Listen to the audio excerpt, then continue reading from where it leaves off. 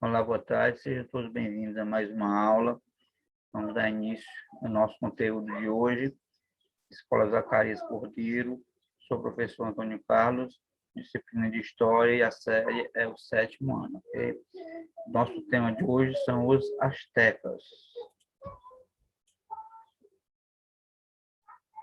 Formação do Império Asteca. De acordo com a lenda asteca, o deus, eu não vou falar esse nome, que eu não consigo, prometeu conduzir o povo da região de Zatlán, ao norte do altiplano central mexicano, para um novo local mais ao sul. Segundo o sacerdote de esse local prometido seria revelado aos astecas por uma visão, a de uma ilha rochosa da qual se avistaria uma águia pousada em cacto com uma serpente na boca. Então, eles buscaram uma região bem elevada para que eles pudessem ter a visão do local, caso viesse algum grupo inimigo, eles poderiam já se preparar com antecedência. Okay? Organização da economia e social. Organização econômica e social. Para viver na pequena ilha do Lago Texcoco, onde Tenochtitlan foi erguida e suprir as necessidades da população, os astecas realizaram obras que exigiram muito conhecimento técnico. Por causa das inundações periódicas do lago, construíram-se diques e barragens que possibilitaram o controle do nível da água. Como o lago Texcoco era salgado, foi necessário encontrar uma forma de conduzir a água potável das fontes ao interior da cidade. Para isso, construíram aquedutos. Então, como a água do lago, infelizmente, era salgada, eles tiveram que criar um sistema de irrigação para que pudesse levar água potável para abastecer a cidade. Okay? Uma cidade guerreira. A sociedade asteca tinha uma ordem hierárquica dirigida por uma oligarquia militar, aristocrática e sacerdotal.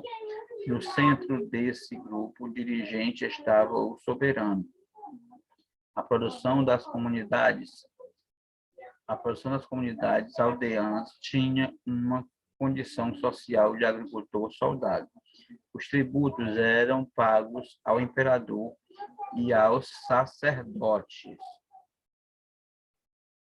por meio da concessão de parte de sua produção de diques, pirâmides e outras obras, templos e também em oficinas instaladas no palácio do imperador e dos altos funcionários do Estado.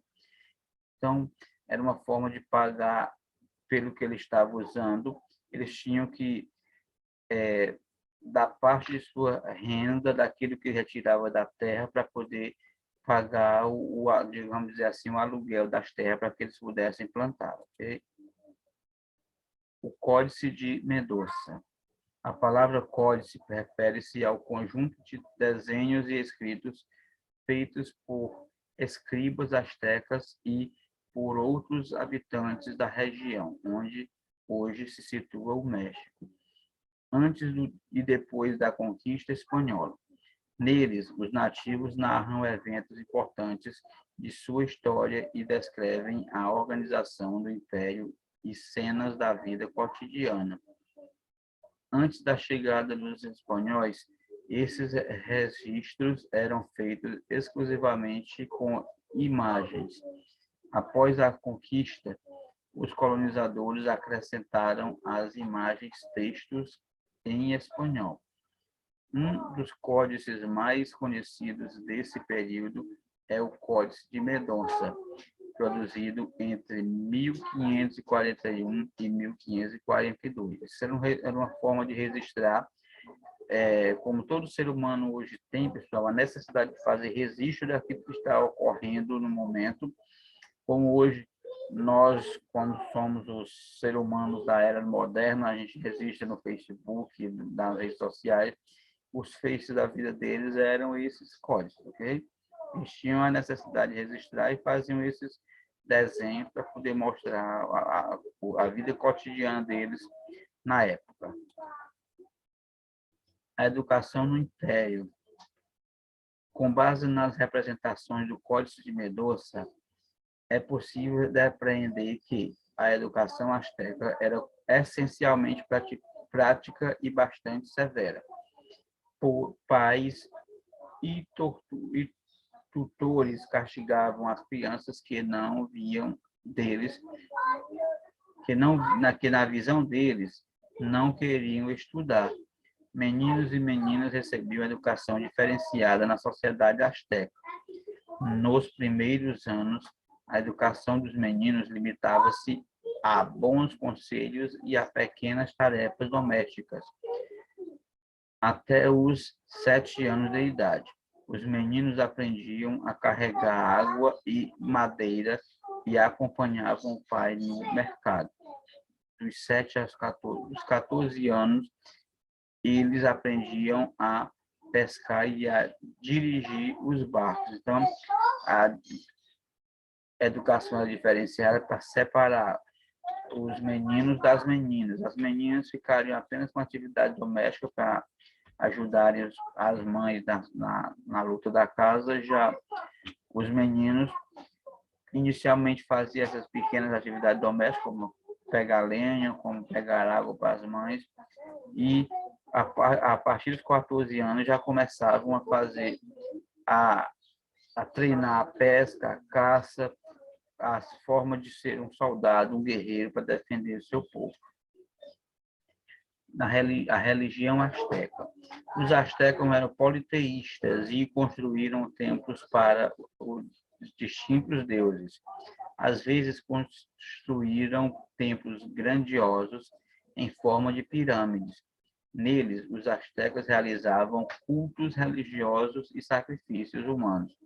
Geralmente, as vítimas oferecidas eram prisioneiros de guerra ou escravos. Assim como ocorria com os maias, para os astecas, o sol e a lua ocupavam postos em destaque entre os deuses. Ao contrário dos maias, os astecas acreditavam que o sol e a lua eram irmãos que viviam em eterno conflito.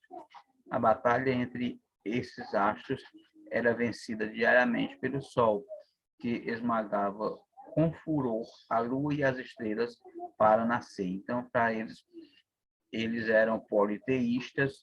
O que significa ser politeísta, pessoal? Significa dizer que eles acreditavam em vários deuses.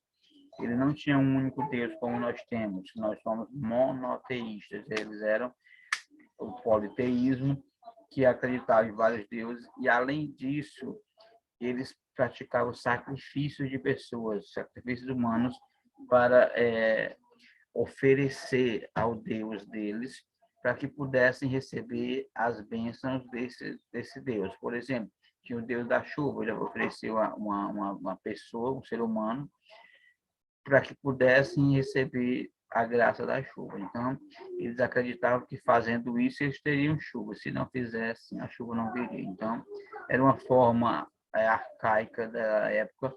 Ainda hoje existe coisas parecidas entre os indígenas, porém, eles oferecem animais, não mais seres humanos. Okay? O calendário asteca.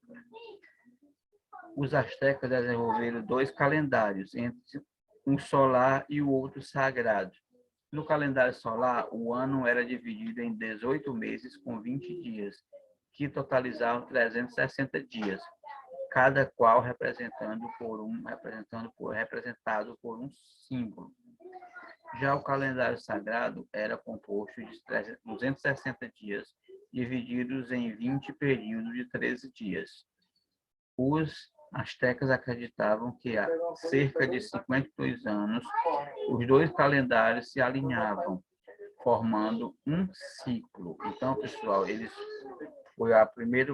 os primeiros povos a criarem o calendário, desenvolver esse calendário como uma forma, uma necessidade de contar, de medir esse tempo, para se organizar, para saber a época da colheita, a época do plantio, a época de preparar o solo. Então, através dessa necessidade, eles começaram a criar a medição desse tempo em forma de calendário. Então, aqui tem uma imagem de alguns calendários desse calendário da época, que vai servir como base para os calendários atuais, ok, pessoal?